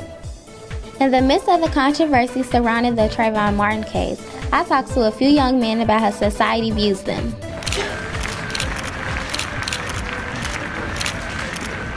Hey Aston, can I ask you a couple questions? Yes, you can. Based on how you dress, how does society perceive you? I feel like my everyday wear is completely different from this, so I may get perceived in a little bit different light. But when I have this on, I think I would be well accepted, just because of, it being not something out of the ordinary. Well, I think society perceives black males as like thugs or gangsters just because they got on stuff like sagging pants or hoodies. Perception of, African American men in America, we all have the, big oversized shirts and the saggy jeans and the gym shoes and things like that. Do you think Trayvon was scrutinized by the way he was dressed? Yes, I feel he was scrutinized by the way he was dressed, because the way he was dressed is pretty much how black people are depicted in news and media today. I believe that played a big part in it simply because they had, this big problem with how he was dressed and how that was the reason why he thought that Trayvon Martin was a quote-unquote suspect. Most guys are judged by their appearance without being able to make their own first impression. But for guys that dress fashion forward, does that insinuate that they should get judged? So can you explain what you have on today? Well, today I have on business attire. I got suspenders, I got the, pants and a shirt, and then I got this tie. The tie is black and gold that represents my fraternity, Alpha Phi Alpha Fraternity Incorporated. I have on a Calvin Klein suit jacket, some leather pants, some Dr. Martens, a white V-neck t-shirt, a gold chain, and some Bulgari sunglasses. And I feel like these items are statement pieces. They represent me as being a fashion-forward type person, a trendy type person. What I have on today is a cardigan with a tie, slacks, and a nice pair of walking shoes. In all honesty, whatever I want to go out and present myself in a professional manner, not just, business casual, but, everyday casual. This is something that I will put on. Regardless of being misperceived, these young men have goals and are positive. What are some positive things you're doing? No, I stay out of trouble. I try not to hang with the bad crowds. I'm a music education major at Chicago State University. I'm the president of the NAACP chapter at Chicago State University. For the most part, I believe I am a positive person, so I think everything that I do is positive. So like I just graduated from college also, and then I've been inducted into an art gallery since I was 19 years old. So. Well, I'm in school right now. I'm majoring in fashion design and merchandising with a minor in business marketing. I design for a boutique, and I'm working on my own clothing line. So as you can see, clothes don't make the man, but personality does. Reporting for FSM News, I'm Anaja Smith. Oh my God, I just love the outfits they were wearing. Yeah, they were awesome. Nice day out, guys. Hey, what's up, G, man? We out here. Yeah, I'm finna grab a couple shirts, t-shirts, grab a couple sets. Probably grab one of those. Police, we can't gang head. Man, I know my rights. Man, probably call him. All right. Y'all can go ahead. Did you know police aren't allowed to search you unless he or she has probable cause to believe that you have committed a crime? If you ever feel like you have been illegally searched, file a report at your local police station. Reporting for FSM News, I'm Lindell Connor. Well, that's all for today here on Michigan Avenue. Yeah, we'll see you next time. Until then, you can find more about us on Facebook. Just search FSM News. Or you can also find us on ABC7 Chicago's website in the community section. And remember to look for us on CAN TV Channel 19 and now Channel 27 as well.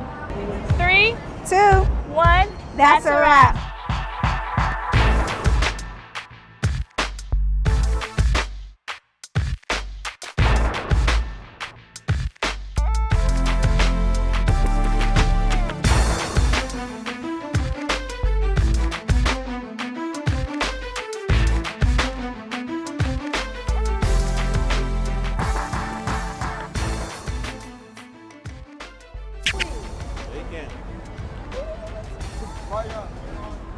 Action in 3, 2. Until then, you can find.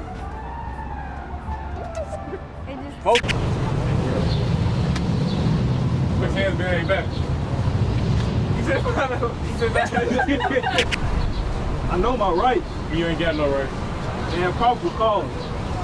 Y'all can just get up. That's gonna annoy me. That's gonna. Hi. So awkward. Camera rolling. Take a picture for it. Oh, come on, see? Yeah, don't take me one. Haynes Brown tee on, you know, cause it. Oh, I got me a Cadillac. That's a Ford. I know, but it looked like it reminded me of a Cadillac. Wait, stop. Oh, well, okay. Well, that's what I was just in my zone. Arm in it. Your arm and the mic. Man, I was just finna get the flicking. 3, 2, 1. That's a wrap. Wait, stupid. That's a wrap.